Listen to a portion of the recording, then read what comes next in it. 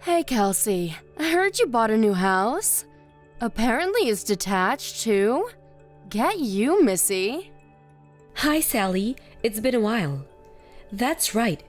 It is detached, but it's nothing too fancy, really. It's not like it's new or anything. I heard it's huge, though.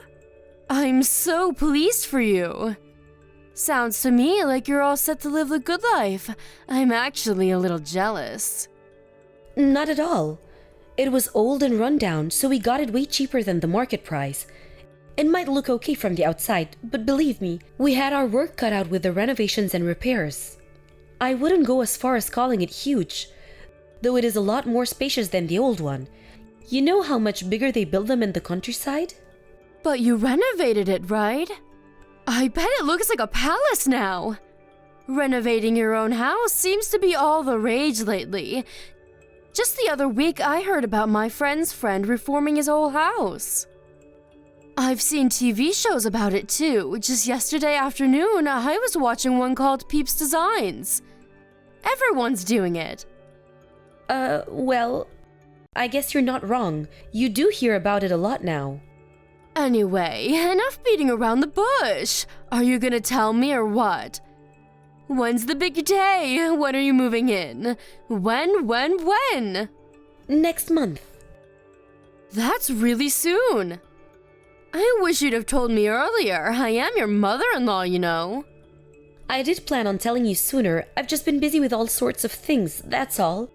Sorry I kept you out of the loop all this time. That lazy son of mine almost never gets in touch with me, you know. I get the feeling that if I didn't text and call him, we'd never speak. I sometimes wonder if he still holds what happened between us in the past against me. Do you by any chance mean that time you and his dad stole the money from his scholarship when he was in college? Oh, you know about that? Come on, dear. Stole is a bit drastic. Yeah, I know. I don't think it's drastic at all. I heard all about how you gambled away his entire scholarship fund on the slots at the casino. Oopsies. Weren't we just the naughtiest? Not just the casino either. My husband used his fair share on horse racing. He had to work 2 jobs while studying for a master's in biochemistry because of what you guys did. He told me it was the hardest period of his life. He literally had no free time and was getting by on cup noodles, 3 hours of sleep a night, and ungodly amounts of coffee. As if that wasn't bad enough on its own, he said your dad took most of his wages too. It was hardly our fault. We were going through a really difficult patch back then. Without Anthony's help, we would have never been able to keep up with the absurd repayments on our debts. Can you believe it's even legal for them to make us pay that much? I know it can't have been very easy for my son, but, well, whatever. It's ancient history now. What is family for if not helping each other out in a pinch? Oh, I don't know. Maybe not getting them into pinches in the first place? Besides, Anthony ended up being the one responsible for the repayments on the scholarship money you stole. Not only that, but he had to bear all the burden by himself, and was threatened with expulsion from college if he didn't keep with them up. Is all of this true? Yup, sure is. What of it? Are you surprised? It was his scholarship. Obviously, he was going to be the one who paid it back. And of course, there would be consequences if he didn't. Besides, it's not like we spent all of it. He had plenty left to use as he saw fit. It's an undeniable fact that some of it got spent on college stuff and living costs, you know. Books, stationery, food, and of the like. Of course he should pay it back. He signed the document, so he has a duty. I just can't shake the feeling that his share of the burden was disproportionate with how much he actually got to spend on the stuff the scholarship was intended for in the first place. What exactly is the problem here? It all worked out in the end. He's working for a major global company now, right? Not only that, but you're rich enough to be able to afford a huge detachable house in the countryside, so things can't be all that bad. A few measly repayments on his scholarship are hardly gonna break the bank. This is hardly as dramatic as you're making it out to be. Most importantly, he agreed to do it. It's not like we did anything behind his back. I see. Anyway, forget that. This is old news, and we have much more important matters to discuss. Which reminds me, there was something I wanted to talk to you about. Something important? Yes, very, very important. Me and my husband have decided to move in with you both in your new house. Which means we'll be seeing you next month, Kelsey, my dear. Excuse me? Is my phone broken? Am I reading this right? You're moving in with us? You certainly are. You didn't think you were gonna be able to buy a big luxurious house like that and not share it with your beloved in-laws, did you? Let's be real here, that place is far too big for just the two of you to live in. You'd be bored and lonely without us. It just so happens that me and my husband have been wanting to live in a big old house in the country for years now. It even has a yard, doesn't it? I'm so excited! I have all sorts of ornaments to decorate the lawn with. We couldn't believe it when we heard the news. The timing was so good anyone would think it was fate. Whoa, whoa, whoa! Just slow down a second, Sally. You can't just invite yourself to live with me and Anthony all of a sudden. Have you even mentioned it to him yet? Because this is the first time I've heard of it. Don't worry about him. He's always been a mommy's boy. He'll be over the moon when he finds out he's going to be able to see me every single day. He always was such a good, obedient child, and he's no different now. But still, it's not fair of you to spring this on us like this. That house was supposed to be for me and him to live in. We do have circumstances of our own, you know. What makes you think we're in any position to accommodate you? Circumstances? What kind of circumstances? Anthony's suffering with an illness we found out a couple of days ago. He has cancer. What? Cancer? To get hit with a bombshell like that right before moving into our new place. We haven't come to terms with it yet and our heads are a mess. He hasn't started chemotherapy yet, but the doctors say things could get rough. We have a lot of preparing to do for the fight ahead. That's why we're simply not in any position to consider having you move in with us right now. On the contrary, all the more reason for us to move in with you. Let me help you nurse him back to health. This just settles it. We absolutely have to come now. It's times like this that family needs to pull together to be there for one another. No, it's fine, really. I can take care of things myself. The bottom line here is that we're in no position to take you in. Are you listening to me? It's not happening. I'm listening to you, but have you heard yourself? What you're saying is ridiculous. Why would you put all that pressure on yourself when there's someone offering to help you? Who are you, super nurse? What if you get sick too? What good is a convalescent bedridden mess to my poor son? Even if I just stick to housework, the burden on you would be a damn sight easier to deal with. Picture it, it's the ideal situation.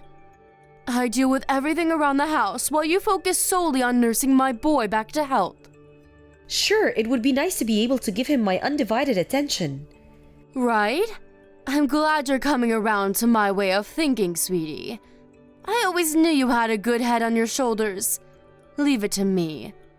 Let's all live together as one big happy family.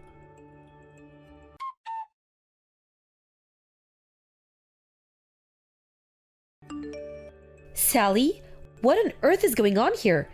The house looks like a bomb site. I go out for one day and I come back to find the place looking like a hoarder's den?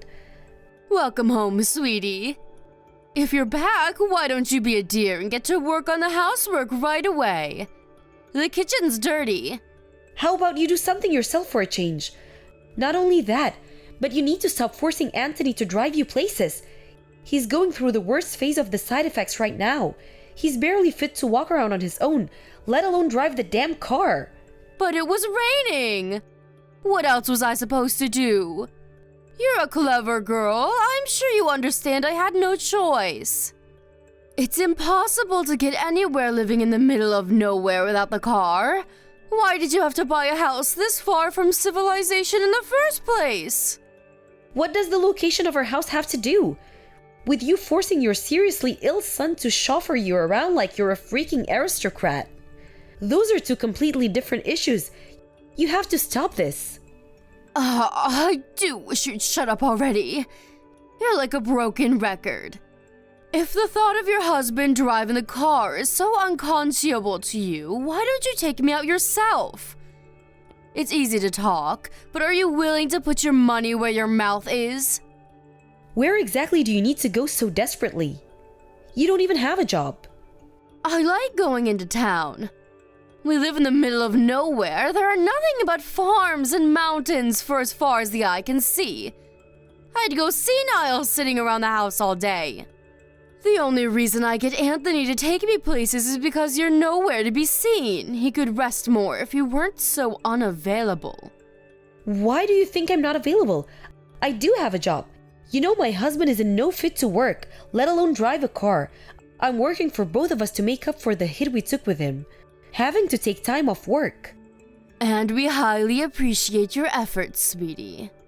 I assure you. That reminds me, I ran out of money again this week. Can I have another $400? Excuse me?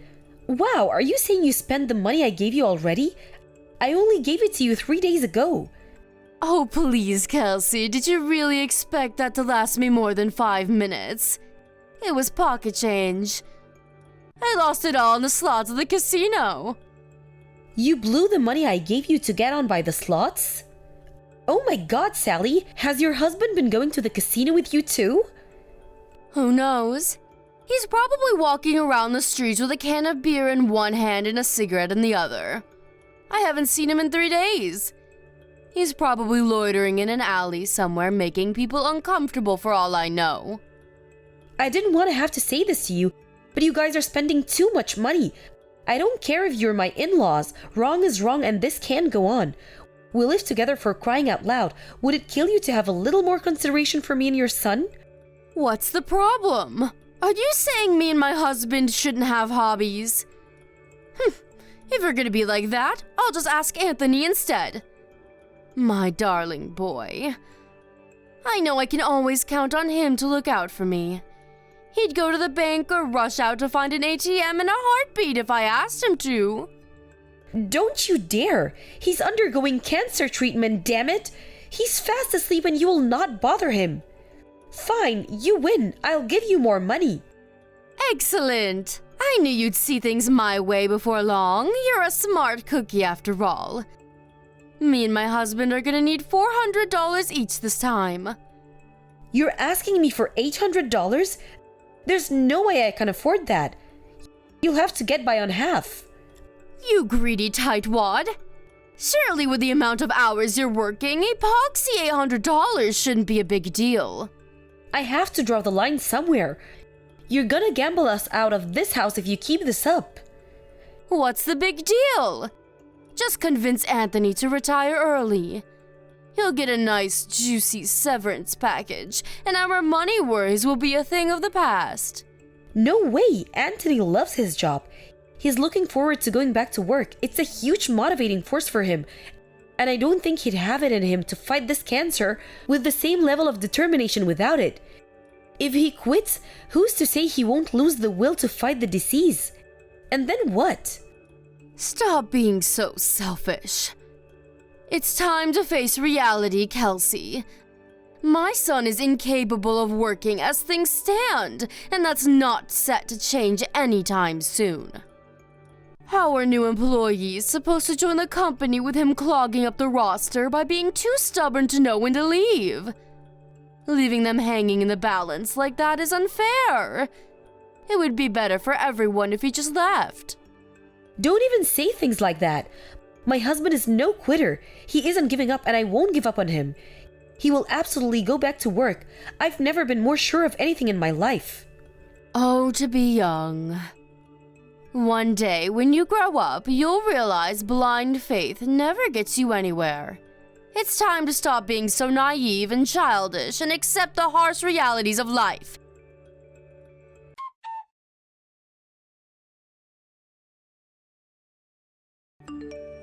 Kelsey, I'm going for a few drinkies with the girls before I come home this evening. I won't be needing any supper. I see. In that case, I won't be able to come and pick you up. Please make your own way back in a taxi or get a lift from a friend. Huh? Are you joking? It's your day off work today. Are you telling me you'd rather laze around on your butt eating potato chips than give your elderly mother a lift home? I'm busy. Anthony's funeral might be out of the way now, but I still have tons of stuff to take care of. Ah, yes, the funeral. I was blown away by how big the turnout was. I had no idea he was loved and respected by so many people. He was always so shy and introverted. It's hard to imagine him having that many friends. Everyone loved Anthony because of how kind he was. He was a good man who would do anything for anyone. Yes, my Anthony was 1 in a million. It's just a shame he left us so young. Right. Anyway, the funeral's over now.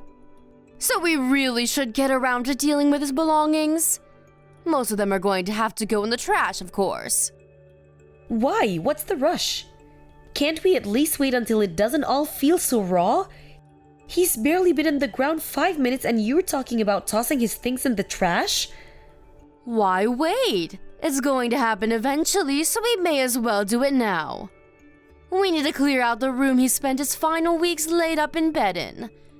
I want to turn it into my own personal hobby parlor. We're not clearing out his things. Why not? It's not like we're gonna use them anymore.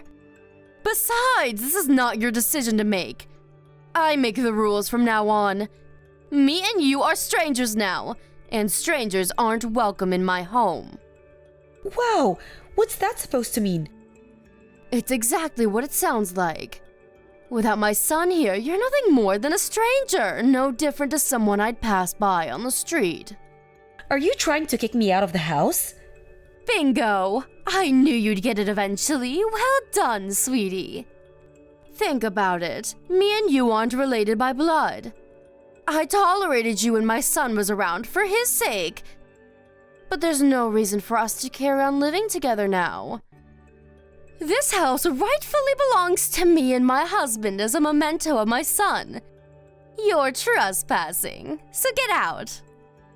Wow, so that's what you really think of me, huh? I see. You know what? You're right. Strangers don't have any right to live in other people's house. I'll make the necessary moving preparations immediately. You always did have a knack for understanding things quickly. Thank you, honey. I'm so pleased you didn't make this any harder than it needs to be. Make it quick. Understood. I agree. The quicker we get this over with, the better. Okay, that settles in. I want you and your husband out of this house by tomorrow. Excuse me? Me and my husband leave? What are you talking about? You know, dear, anyone would think you're trying to get rid of us. The only one leaving this house is you. That's where you're wrong. You and your husband are the ones who'll be leaving. I've never heard anything more preposterous in my life. Are you trying to make me die of laughter? My son bought this house. It's only natural that it goes to his parents. Are you just trying to get a rise out of me? Or do you actually believe that?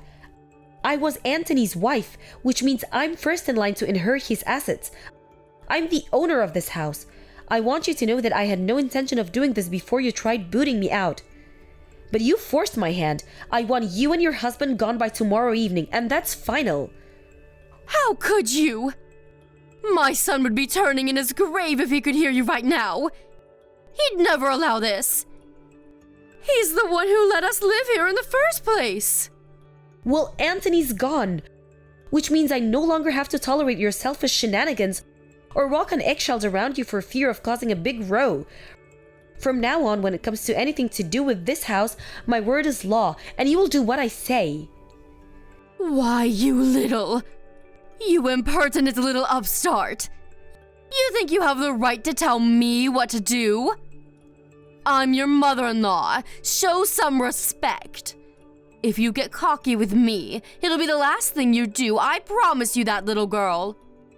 You might not have realized this before because of how much I was holding back for Anthony's sake, but me and him are completely different.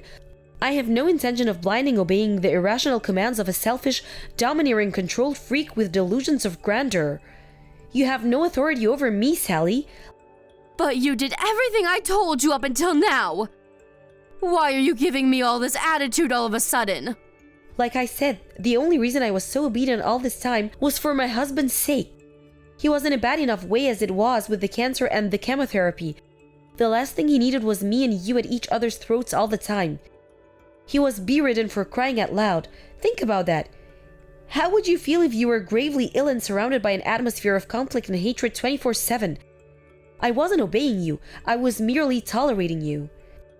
Does that mean it's okay to disrespect his wishes now just because he's gone? I'm not disrespecting anything. The last thing Anthony would want is for me to be unhappy. And that's one thing that's guaranteed as long as you're around. Get out of this house as soon as possible. I'm prepared to take legal measures if you refuse. Legal measures? Don't be so dramatic, dear.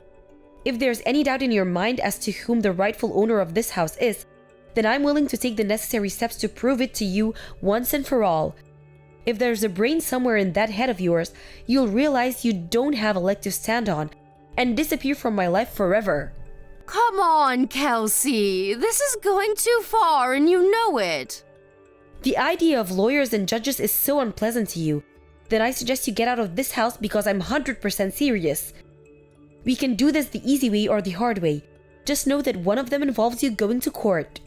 Both scenarios involve you and your husband getting out of this house, so you may as well make it quick. Ugh, fine. Look, if you do insist on kicking us out, can you at least give us more time? Tomorrow is too soon. It's just too soon. We need more time to get our things together and find somewhere else to go. Surely you're not evil enough to force your elderly in-laws to live on the streets. Try me. Who knows? Maybe I really am that evil.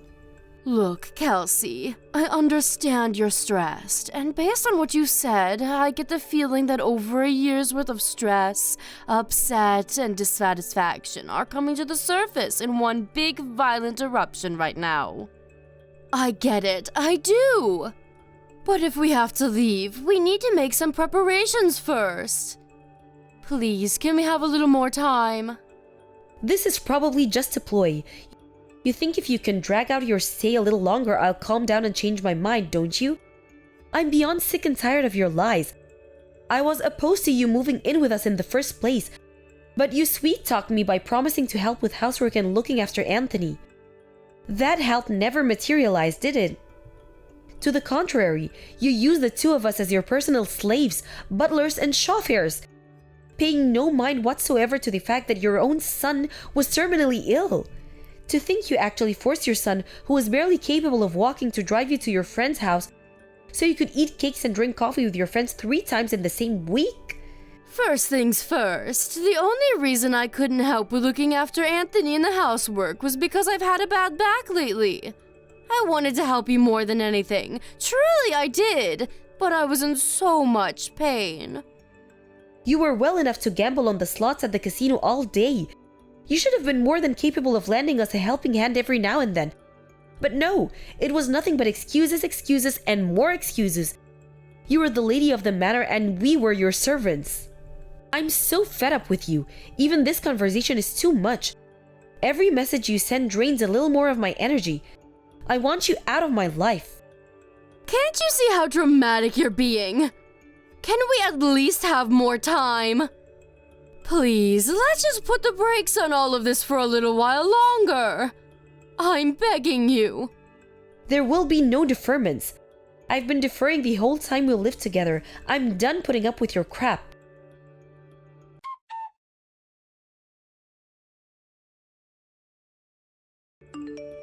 What the devil is going on? Why is all of our stuff piled up outside in the yard? I told you yesterday, you were to be gone by tonight. Read through the chat logs if you're struggling. I also made it clear there would be no deferments. Are you serious? You actually intend to kick us out onto the streets? How many times do I have to tell you? I'm not as soft as Anthony was. Besides, you said it yourself. We're strangers, right? Even so, that doesn't justify taking such extreme measures. You've crossed the line. My son would be so disappointed with you. Nope, actually. I don't think you could be more wrong. In fact, this is actually what Anthony wanted. Everything that's happening right now is happening with his approval. How the hell is that even possible? My son is dead. He told me before he passed, of course. He apologized for the inhuman amounts of stress I had to endure as a result letting you two move in with us. He broke down and apologized profusely in floods of tears. Then he told me that he wanted me to cut all ties with you once he was gone. Wait, what? There's no way my darling boy would ever say such a thing about his own mother. To the contrary, he made it very clear. There's no doubt about it. He was racked with guilt and regret over letting you live with us and wanted to make up for it at all costs, which he still could. He even put it into writing. He must have known you wouldn't believe me and would try pulling every trick in the book to escape your fate. No way. How could he do this? That boy used to do whatever I told him to. Tell me, Sally, why do you think he did whatever you told you? Why do you think he went along with your absurd demands? Why do you think he tolerated your god-awful behavior for so long? Don't you think it's a little odd? He didn't think the things I asked him to do were absurd. He was just a good boy with nothing but love and respect for his mother, plain and simple. Interesting. How do you explain him calling you a toxic parent then? He was fully aware you were exploiting him. Plus, causing me stress and suffering was the last thing he wanted to do, which is why he did consider saying no and refusing to let you live with us. Huh? But he gave in and accepted it by the end. Why do you think that might be? I didn't understand it all the time. If my parents were as toxic as you, I'd have to cut them out of my life a long time ago. Sure, you might struggle to get by now. You're officially homeless. But that's not my problem. Why, you ask? Why? Because my son was kind and caring. You and him couldn't have been any more different, you evil witch. Bingo! No matter what selfish, manipulative scumbags you were his parents and he loved you. But one thing's for sure, he was the only person on this planet who was capable of that. Your single protector and ally is now gone. Are you going somewhere with this? What exactly is your point? You're pretty dense, huh? My point is, there's not a single person left in the world who loves you and your waste of space husband. Let's face it, you don't even love each other, do you? You're nothing more than a pair of pathetic vermin huddling together out of fear of being alone. What did you just... Vermin? How dare you? Don't get me wrong, I'm not saying you were always vermin. Huh? My husband told me everything. His childhood memories of you. He told me about how way back then, when your husband fell ill, you dropped everything to care for him around the clock. He told me about how you'd make up lunchboxes and take him for picnics, to the zoo or for scenic walks by the river. You took him anywhere and everywhere, and you stopped at nothing to make him happy, in spite of the illness. My son told you all that? But eventually you changed. You were around your rat of a husband for too long, and eventually you became vermin too. The only reason Anthony agreed to let you move in with us was because he remembered the good times. And he believed that somewhere, hidden away deep inside you, was the mom he used to know and love. He thought maybe you'd turn over a new leaf. I think he genuinely believed you when you said you were moving in to help out with the housework. And with looking after him. He accepted you with a heart full of hope. Hope? But that hope was smashed into tiny little pieces. You betrayed your son. I betrayed him? What are you even saying? Surely you don't believe that. There's an old candy tin in one of the boxes of your stuff out in the yard. Why didn't you take a look inside? This dirty little tin? What is it? It belonged to Anthony, but I have no need for it, so it's all yours. I said, what is it? Inside that tin is an origami gold medal. Remember it? Remember that time he caught an awful cold and had to drop out of the school track in field event? He'd been training so hard and couldn't wait to compete. He was so down in the dumps about the whole thing. So you made him that origami gold medal to make him feel better. Huh? This is that thing I made 30 years ago? He kept this the whole time? That medal meant the world to him because it reminded him of his precious childhood memories with you. He loved you. No matter how much you exploited and manipulated him, no matter how many good times you betrayed him. Oh my god. I had no idea he felt that way. It's too late to regret what you did now. Anthony's gone and he's never coming back. What else did he tell you? He told you all about his childhood memories, right? There must have been more. Tell me. Oh, you're suddenly interested in your son now? I'm afraid I'm gonna have to say no. This has nothing to do with me. Please, I'll apologize for everything if you tell me. I'm begging you. The time of apologies has passed. There's no going back now. Anthony's gone. I hope you regret this. I hope the pain is unbearable, and I hope it tears away at your heart until the day you die. Now let me remind you one last time. This house is mine. Because I was the only one who gave your son the love he deserved.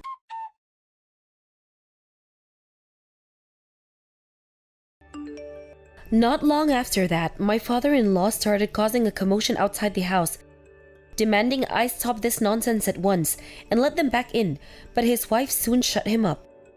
I can only think that what I said to her actually penetrated that big frosty wall around her heart. My mother-in-law, clutching that dirty old candy tin into her chest as if it was more important than life itself, took her husband and disappeared. I haven't heard from either of them ever since, and I heard through the grapevine that they ended up divorcing. It's been 2 years since I lost my husband now. I ran into his mom one time when I was laying some fresh flowers at his grave. As soon as she noticed me, she hung her head deep in shame and walked away, seeming to have none of the vigor or energy she was once so well known for. Something tells me she actually reflected on what she said, and used the whole tragedy as an opportunity to become a better human being. They do say every cloud has a silver lining. It's just a tragedy that the cost was so high. As for me, I'm still living in that same big old house in the country, surrounded by my cats and dogs, who I love and adore. We went through so much in this house, happiness and sadness, joy and misery, harmony and conflict. But strangely, the only things I remember vividly are the happy times me and Anthony shared together. That's why it'll always be an important place to me, and I intend to cherish and take good care of it for as long as I live.